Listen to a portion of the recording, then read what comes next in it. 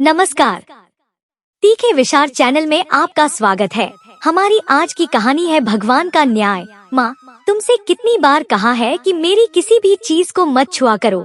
चाय गिराकर मेरे सारे डॉक्यूमेंट्स खराब कर दिए। अंकित अपनी 70 वर्षीय माँ का हाथ पकड़कर उन्हें कमरे से बाहर की और घसीटते हुए कहने लगा।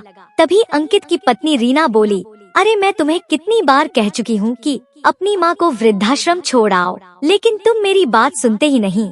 अरे रीना, तुम जानती ही हो कुछ ही दिनों में तुम माँ बनने वाली हो और तुम्हारी देखभाल के लिए कोई तो होना चाहिए। रीना को मनाते हुए अंकित कहने लगा, अच्छा यह संभालेंगे मेरे बच्चे को। तुमसे कितनी बार कहा है कि एक काम वाली बाई लगवा दो, लेकिन नहीं, तुम्हें तो पैसा की पड़ी रहती है। मुझे पता है मैं पूरा दिन उनके साथ कैसे काटती हूँ। अपनी आंखों से मगरमच्छ के आंसू बहाती हुई रीना ने कहा। तो तभी अंकित बोला, अरे मैं समझता हूँ, पर तुम भी तो सोचो, अब माँ घर का कितना काम निपटा देती है।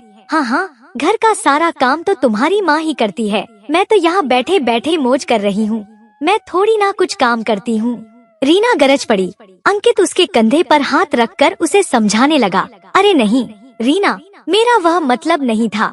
इससे पहले कि वह कुछ और बोलता, तभी रीना ने उसका हाथ झटके से पीछे किया और बोली, हाँ, बस करो अब, आप अपने ऑफिस जाओ। वैसे भी घर में खाने वाले ज्यादा हैं और काम करने वाले कम। रीना तीखी नजर से माँ की तरफ देखते हुए कहने लगी, ठीक है, मैं चलता हूँ, अपना ध्यान रखना। ऐसा कहते हुए अंकित मुस्कुराते हुए ऑफिस के लिए निकल गया। उधर उसकी माँ की आंखों से आंसुओं की नदियाँ बहती जा रही थी, लेकिन वह बेचारी भी क्या करती। वह तो हर दम घुट घुट कर जीने को मजबूर थी। उनके साथ हर दिन ऐसा ही व्यवहार किया जाता था और अंकित के घर से जाने के बाद तो रीना उनके साथ इतनी बदतमीजी से व्यवहार किया करती थी, मानो अपनी सास माँ के साथ उसका जन्मों का दुश्मनी है, जिसका वह बदला ले रही है। अभी अंकित घर से निकला ही था कि रीना ने आवाज लगाई, अरे ओ सासू माँ, खाना नहीं बनाओगी क्या? हाँ बहू, अभी आई। लाठी के सहारे बड़ी मुश्किल से अपने कमरे से निकल कर आई। इस अवस्था में उनसे ठीक से काम भी नहीं हो पाता था, लेकिन फिर भी वह हर संभव प्रयास करती थी जिससे उनकी बेटा बहू खुश रहे। लेकिन वह कहाँ खुश रहने वाली थी। खाना बना है या नहीं? अचानक रीना की इस जोरदार आवाज से माँ कांप उठी। हाँ बहू, अभी लाती हूँ। रसोई घर में जाते हुए माँ जी ने कहा और किसी तरह लड़खड़ाते हुए रसोई घर से खाना लेकर आई। जैसे ही रीना ने खाने की प्लेट पर नजर डाली तो जोर से बोली, यह कैसा खाना है? छी, मुझे तो लगा है कि आप जानबूझकर इतना बेस्वाद खाना बनाती हैं, ताकि कोई आपको खाना बनाने को कहे ही ना। लेकिन बहू, यह खाना तुम्हारी सेहत के लिए अच्छा है। फिर रीना बोली, ना बाबा, मुझसे तो नहीं खाया जाएगा यह खाना, ले जाइए इसे, अब मुझे भूख नहीं है। और हाँ, एक बात कान खोल कर सुन लीजिए, थोड़ी देर में मेरी सहेलियाँ घर पर आ रही हैं। उनके सामने कोई नया नाटक मत करना। आधे घंटे के अंदर अंदर उनके लिए पकोड़े तैयार हो जाने चाहिए। थोड़ी देर ही हुई थी कि दरवाजे पर बेल बजी और रीना की ढेर सारी सहेलियाँ घर के अंदर आई। अरे तुम यहाँ क्या कर रही हो? दिखाई नहीं देता क्या? मेहमान आए हैं, चाय पानी लेकर आओ। रीना ने चिल्लाते हुए माँ से कहा। रीना की सहेली बोली, यार आजकल यह नौकर लोग भी ना जरा सा प्यार से बात कर लो तो सर पर चढ़ जाते हैं। थोड़ी देर में माँ जी पानी लेकर बाहर आई। अचानक उनका पैर में से टकरा गया और उनके हाथ से पानी की ट्रे छूटकर गिर गई। माँ जी ने खुद को तो जैसे तैसे संभाल लिया, लेकिन सारे गिलास टूट गए। यह क्या किया? आपको पता भी है कितने महंगे गिलास थे। अब खड़े खड़े मेरा मुंह क्या देख रही हैं? इसे साफ कीजिए और चाय के साथ पकोड़े लेकर आइए। रीना एक के बाद एक नए व्यंजन की फरमाइश करती जा रही थी और बेचारी माँ जी की हालत काम करते करते बद से बदतर होती जा रही थी। शाम होते ही रीना बोली, अच्छा अब अंकित के आने का समय हो गया है, तुम सब जाओ। ठीक है यार, अगले हफ्ते मिलते हैं। ऐसा कहकर सभी सहेलियाँ एक दूसरे से बाय बोलकर निकल गयी। तभी रीना की शैतानी खोपड़ी में कोई नई चाल जन्म ले रही थी। वह जल्दी से सासू माँ के पास गई और बोली, सासू माँ, मेरी वजह से आपको कुछ ज्यादा ही काम करना पड़ गया, अब आप जाइए और अपने कमरे में आराम कीजिए। तभी सासू माँ बोली, लेकिन अंकित के आने का टाइम हो रहा है, उसके लिए भी तो खाना बनाना है ना। फिर रीना ने सहानुभूति का नाटक करते हुए कहा, अरे नहीं, आपको भी आराम की जरूरत है, और सासू माँ का हाथ पकड़कर कमरे की तरफ ले गई। लेकिन सासू माँ आराम नहीं कर पा रही थी। उनके दिमाग में एक ही प्रश्न घूमता जा रहा था कि अचानक बहू का व्यवहार बदल कैसे गया। लेकिन थोड़ी ही देर में बाहर से रोने की आवाज आई तो सासू माँ हैरान हो गई और छड़ी के सहारे बाहर निकली तो देखा अंकित गुस्से से आग बबूला होते हुए उनकी तरफ ही बढ़ रहा था। उसे गुस्से में देखते ही माँ समझ गई कि जरूर रीना ने कोई नई चाल चल दी है। आज तो यह गुस्सा मुझ पर ही फूटने वाला है। यह सोचकर जैसे ही वो पीछे मुड़ने लगी तभी अंकित ने कहा, माँ यह आपने क्या किया, आपको मालूम है ना रीना माँ बनने वाली है। फिर भी आपने रीना का ना सही मेरे बच्चे के बारे में तो सोचा होता। लेकिन क्या हुआ बेटा, डरते हुए माँ बोली। अंकित दोनों हाथों से उनके कंधों को झक छोड़ता हुआ बोला, क्या किया है, बोल तो ऐसे रही हैं जैसे कुछ मालूम ही नहीं। उसी समय अंकित रीना का हाथ दिखाते हुए बोला, यह देखो रीना के हाथ में कितनी चोट लग गई है। उसकी हालत जानते हुए भी आप सारा काम उसी से करवा रही हैं। माँ ने यह देखकर हैरान थी कि रीना के हाथ में पट्टी बंधी हुई थी और आंखों से मोटे मोटे आंसू बह रहे थे। मन ही मन रीना सोच रही थी, जब तक इस बुढ़िया को वृद्धाश्रम ना भिजवा दूं, तब तक मैं भी चैन से नहीं बैठने वाली। तभी सासू माँ ने कहा, माफ करना बेटा, कमजोरी के कारण खड़ा होना भी मुश्किल हो रहा था, इसलिए अभी आराम करने गई थी। अरे वाह, आप आराम करने गई थी, जान तो नहीं निकल गई थी ना। अगर आपने दोबारा ऐसी लापरवाही की तो मुझसे बुरा कोई नहीं होगा। ऐसा बोलते हुए अंकित पैर पोटक हुए अपने कमरे में चला गया। जब रीना कमरे में आई तो अंकित कहने लगा, तुम तो समझदार हो ना रीना, फिर इतनी बड़ी गलती कैसे कर सकती हो। अगर माँ ने तुमसे काम करने को कहा था तो तुम्हें नहीं करना चाहिए था। आज अगर हमारे बच्चे को कुछ हो जाता तो। अरे ऐसे कैसे कुछ हो जाता, माँ बुजुर्ग हैं, हमें तो उनकी बात माननी चाहिए। तभी अंकित उस पर प्यार लुटाता हुआ बोला, इसलिए तो मुझे तुम इतनी अच्छी लगती हो। अब माँ ने दोबारा काम करने को कहे तो तुम्हें करने की कोई जरूरत नहीं है, मैं आकर कर लूँगा। लेकिन तुम्हें भूख लगी होगी ना, हाथ मुंह धो लो, मैं खाना लगाती हूँ, रीना ने कहा तो अंकित बोला, अरे नहीं, तुम्हारे हाथ में पट्टी लगी है, माँ को बोल दो, वह खाना लगा देंगी। ठीक है, मैं जाकर उनसे कहती हूँ।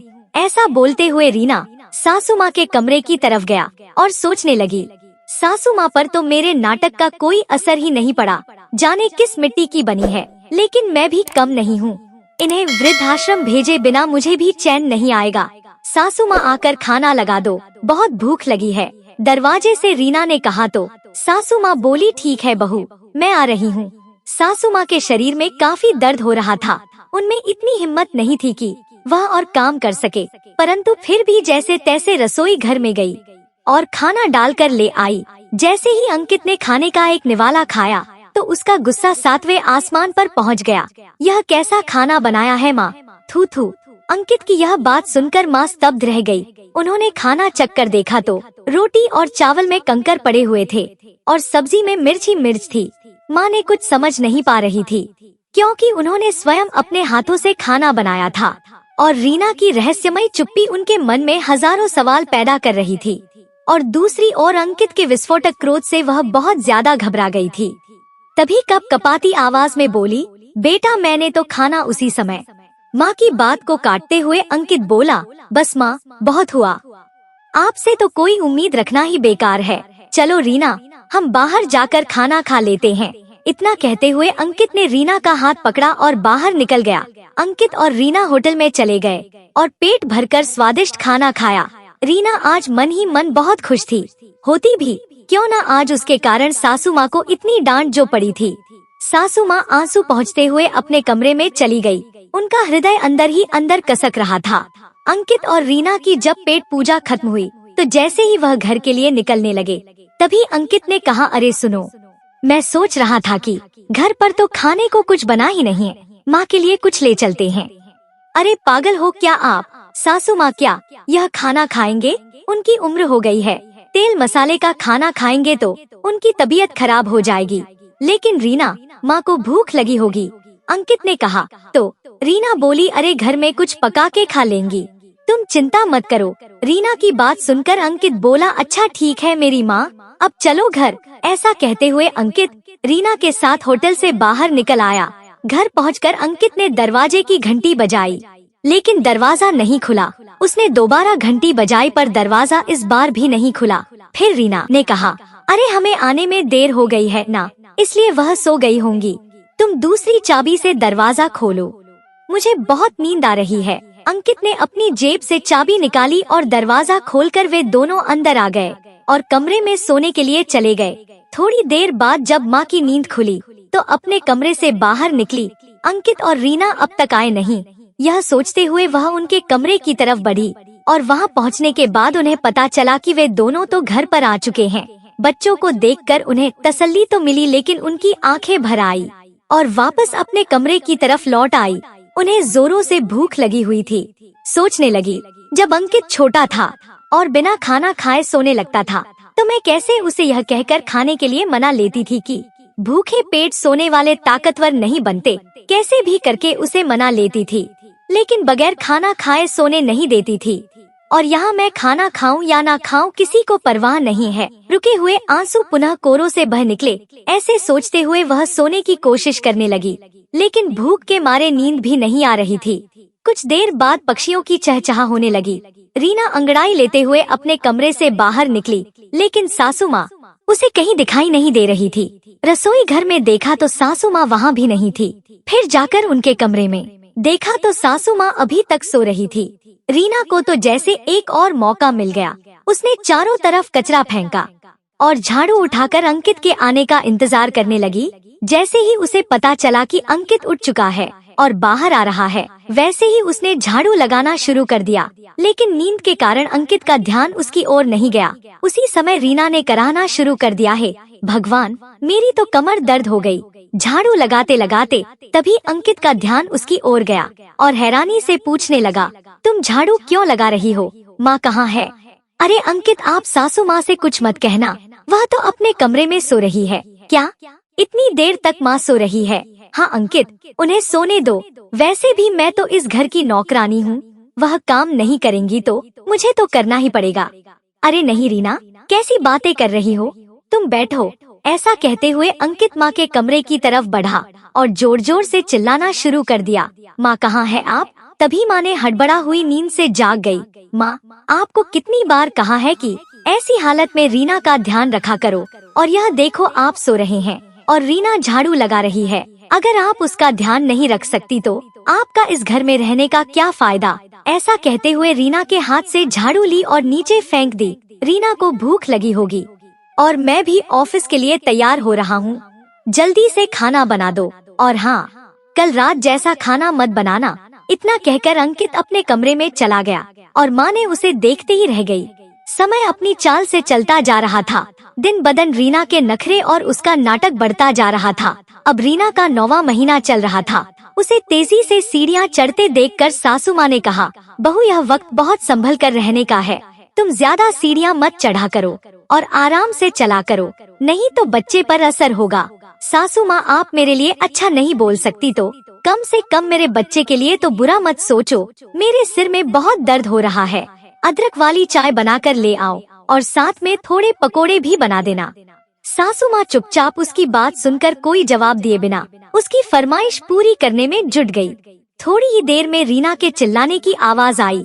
इधर पकोड़े बनाती हुई सासू माँ के कानों में जब उसकी आवाज पड़ी तो वह गैस बंद करके उसके पास गई। क्या हुआ बेटा? सासू माँ, बचा लो मुझे, बहुत दर्द हो रहा है। रीना दर्द से छटपटा रही थी। बेटा मैं अभी अंकित को फोन लगाती हूँ। ऐसा कहते हुए सासू माँ टेबल पर रखे फोन को उठाकर अंकित का नंबर मिलाने लगी, लेकिन अंकित ने फोन नहीं उठाया। यह सोचकर कि यह माँ ही होंगी जो बिना मतलब के फोन करके मुझे परेशान करती रहती हैं। परेशान होकर उन्होंने दोबारा फोन लगाया, लेकिन अंकित ने फोन नहीं उठाया। एक बार और करके देखती हूँ, बुदबुदाते हुए सासू माँ ने फिर फोन लगाया। तभी अंकित ने फोन उठाकर कहा, माँ मैं ऑफिस में बिजी रहता हूँ, समझती क्यों नहीं? अंकित बेटा, वह रीना। क्या रीना? रीना के अलावा आपको कुछ मिलता है या नहीं? अब दोबारा मुझे फोन मत करिएगा। ऐसा कहते हुए अंकित जैसे ही फोन रखने लगा तभी माँ ने बोली, बेटा रीना को बहुत दर्द हो रहा है, उसे जल्दी से जल्दी अस्पताल लेकर जाना होगा। इतनी बात सुनते ही अंकित घबराते हुए बोला, माँ मैं 5 मिनट में आता हूँ। थोड़ी ही देर में अंकित घर पहुँचा। अंकित ने पकड़कर रीना को गाड़ी में बैठाया। तभी माँ भी उसे हिम्मत देते हुए उसके साथ गाड़ी में बैठ गई। थोड़ी देर में वे लोग अस्पताल पहुँच गए। तब माँ बोली, भगवान अब जल्दी से मुझे मेरे बच्चे का मुखड़ा दिखा दे। बस सब कुशल मंगल हो जाए। ऐसा सोचते हुए वह हाथ जोड़कर भगवान से प्रार्थना करने लगी। थोड़ी ही देर में डॉक्टर बाहर निकले तो अंकित घबराते हुए उठा। मुबारक हो, आपका बेटा हुआ है, डॉक्टर ने बधाई देते हुए कहा। अंकित और माँ की आंखों में तो खुशी की लहर दौड़ पड़ी। जब रीना और बच्चे को कमरे में लेकर आया, माँ अपने पोते को देख देख कर फूली ना समाई। जैसे ही माँ उसे अपनी गोद में लेने लगी, उसी समय अंकित ने अपने बच्चे को गोद में उठा लिया और कहने लगा, क्या माँ, आपके हाथ गंदे हैं, आप ऐसे कैसे उसे उठा सकती हैं? कोई इन्फेक्शन हो गया तो? यह सुनते ही का कलेजा छलनी हो गया। आज एक माँ के दिल को सबसे ज्यादा चोट पहुँची थी। जिस बच्चे के इंतजार में वह आज तक बहू के व्यवहार को भी सहन करती आई थी, आज उस बच्चे को उन्हें छूने तक नहीं दिया। धीरे धीरे दिन बीतने लगे, बच्चे को घर में ले आए। 1 महीना बीत चुका था, लेकिन अभी तक माँ को उसे गोद में लेने का सुख नहीं मिला था। माँ सुनो, कल घर में पूजा है, बच्चे का नामकरण करना है, सारी तैयारी समय से कर देना। अंकित ने माँ पर हक जताते हुए कहा। ठीक है बेटा, मैं कर दूंगी, माँ ने मुस्कुराते हुए कहा। उसी समय रीना ने आवाज लगाई। जैसे ही अंकित कमरे में गया, रीना ने कहा, हमारे बच्चे की तुम्हें कोई फिक्र है भी या नहीं? कितनी बार मैंने तुमसे कहा है कि सासू माँ को वृद्धाश्रम छोड़ आओ, लेकिन तुम मेरी एक बात भी नहीं सुनते। लेकिन हुआ क्या है, अरे तुम्हारी माँ बार बार मेरे बच्चे को छूने का बहाना ढूंढती रहती है। कल को अगर मेरे बच्चे को कुछ हो गया तो मैं तुम्हें कभी माफ नहीं करूँगी। अरे बाबा, वह तो मुझे तुम्हारी चिंता थी। अब देखो, घर का काम तो माँ कर ही देती है ना।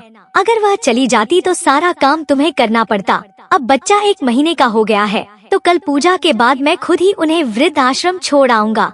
कल क्यों, आज क्यों नहीं? अरे तुम समझती क्यों नहीं?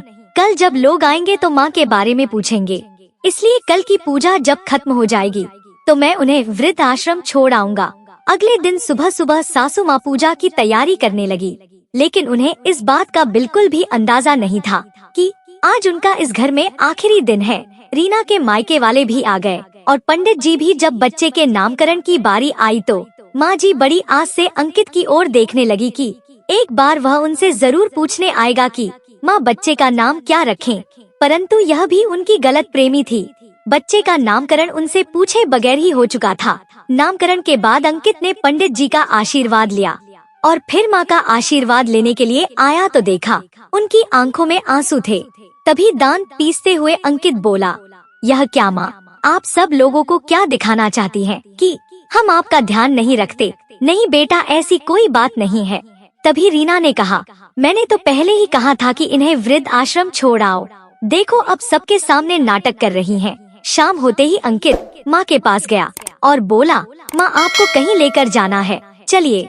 माँ जी आश्चर्य से बोली, पर बेटा कहाँ जाना है? आपसे जितना कहा गया है उतना करो, अपने कपड़े उठाओ और चलो मेरे साथ।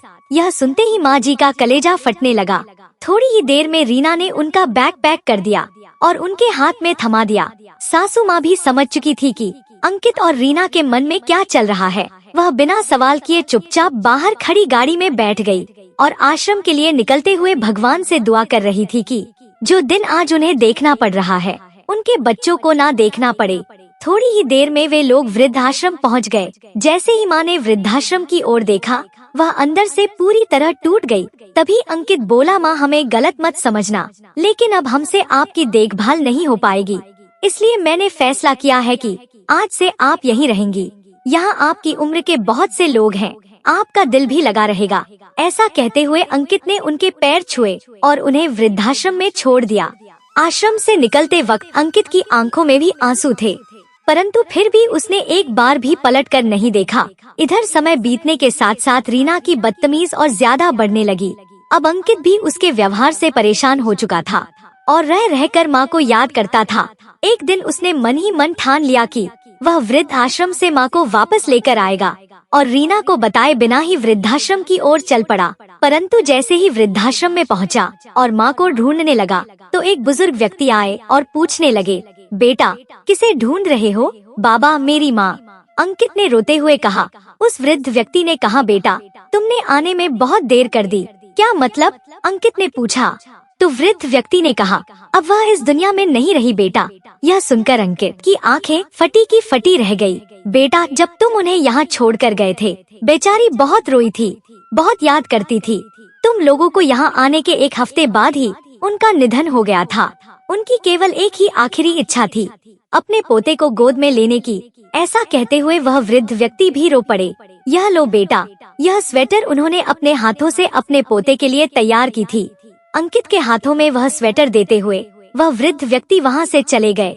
यह बात सुनकर अंकित किसी पुतले की तरह ज्यों का त्यों खड़ा रह गया। आज उसे एहसास हुआ कि उससे कितना बड़ा गुनाह हो गया था। टूटे दिल के साथ अंकित वृद्धाश्रम से बाहर निकलकर एक पार्क में जाकर बैठ गया। थोड़ी ही देर बाद एक उम्रदराज व्यक्ति उसके पास आए और बगल में बैठ गए। अरे अंकित बेटा, तुम यहाँ?